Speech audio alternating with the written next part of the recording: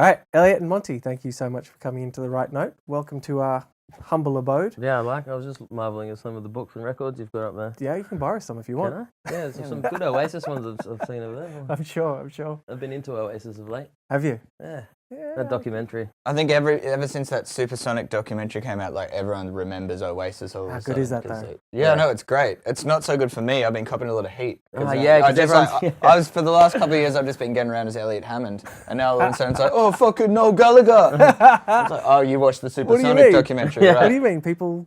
Yeah. It's like when did it happen? Yeah, it's been happening heaps. It's because I think it's brought back into popularity. People are remembering Noel Gallagher, and so now that's a heckle that's been pointed towards Elliott as he walks around town, getting his groceries, doing his bits. Doing my things, chores, errands, doing what I have to do, filing things, justice of the peace, birth certificates, post offices. Right. So you guys played June Gloom, latest single off Active Galactic. Bit of a different kind of side to you guys, a little bit more introspective to what we're used to. What are your memories of writing that song? Well, we started writing that when Rudy and I were living in, we had some time with the band, so we were over in LA, and he'd been, actually, it's going to sound like a weird reference, really, but he'd been listening to a lot of hip-hop and particularly Kanye West, so that when he first showed me that loop, which is the start, and it has Rudy, what he did was he, like, recorded about 7 layers of his vocals, and then he put it onto, like, a MIDI keyboard so he could sample himself, which is what that setup descending vocal kind of thing on is. The on the recording, not obviously in this. Yeah. On our version we just did. No, I'm pretty sure we did the same thing on that version, yeah. Did you have the keyboard in there? Okay.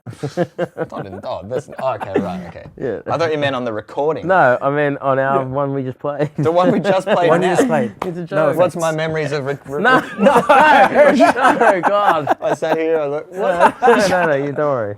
Can you ask the question again? you're right. You're on the right track. Okay, yeah. You're on the right track. I was like, we just didn't have it in that version then, the descending bit. Right, yeah. No, we didn't.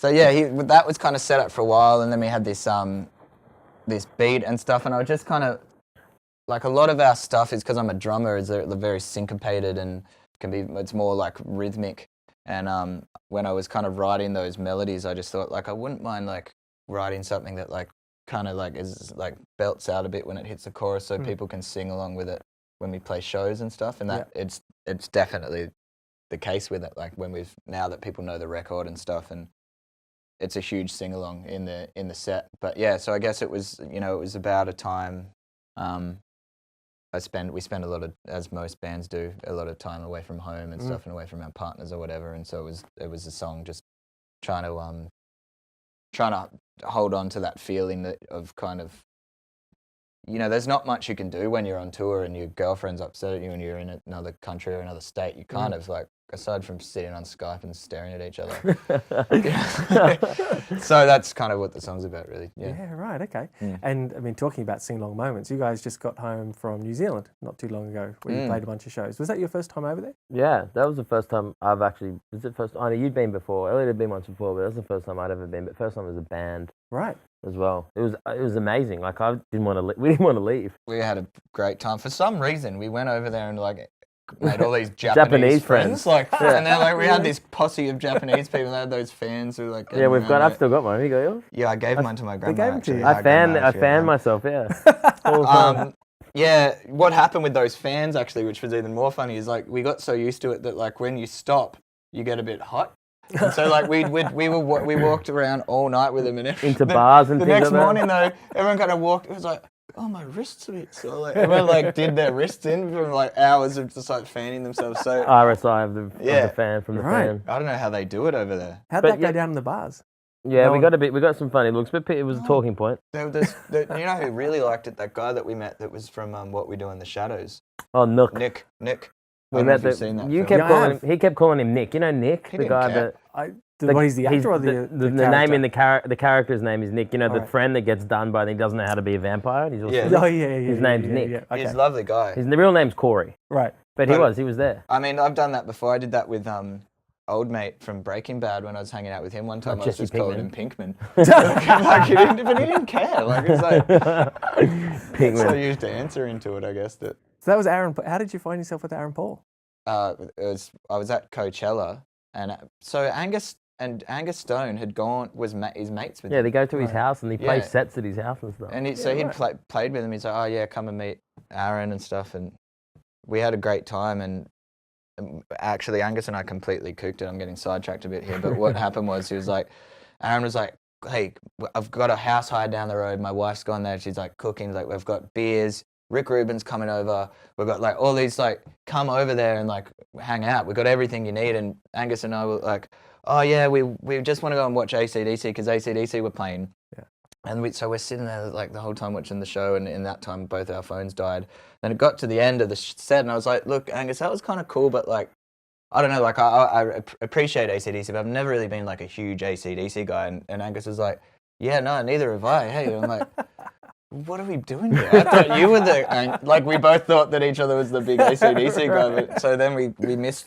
Obviously, we couldn't call Aaron because we didn't have the phone. In a strange turn of events, this just gets better and better. We ended up in a Denny's diner in Palm Springs, and Angus is like, oh, I finally got onto like our management, and they're sending someone to get us, and we're sitting there, and like thinking it's going to be some like roadie or something, and like Abbie Cornish pulls up in a Range Rover, and then like 10 minutes later, I'm in the back of Abbie Cornish's Range Rover, and she's showing me a hip hop EP.